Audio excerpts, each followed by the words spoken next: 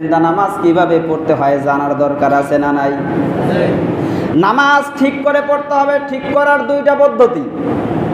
এক নাম্বার হলো নামাজের যেই সমস্ত মাসআলা মাসাইল আছে, নামাজের ফরজ কয়টা, সুন্নত কয়টা, ওয়াজিব কয়টা, কয় কারণে নামাজ ভেঙে যায়, এগুলো যদি না জানেন নামাজ ভাঙার কারণ কয়টা, তাহলে নামাজে যে দাঁড়াইলেন নামাজটা আপনার থাকলো না ভাঙলো কেমনে বুঝবেন? নামাজে দাঁড়াইছে, ভাগ্যক্রমে নদীর থাকি বন্যার পানি তো বড় একটা মাছ লাফ দিয়ে উপরে উঠছে। আর প্রথমজন বলছে ইস মাছটা যদি ধরতে পারতাম, দ্বিতীয়জন বলে এই নামাজে কথা বলা যায় না, নামাজ ভেঙে যায়। কারণ ইমাম সাহেব কয় ওই জন্য তুমি কথাই না কও, কারো নামাজ আছে। কি বলেন? কারো নামাজ আছে? নামাজে কথা বললে নামাজ থাকে।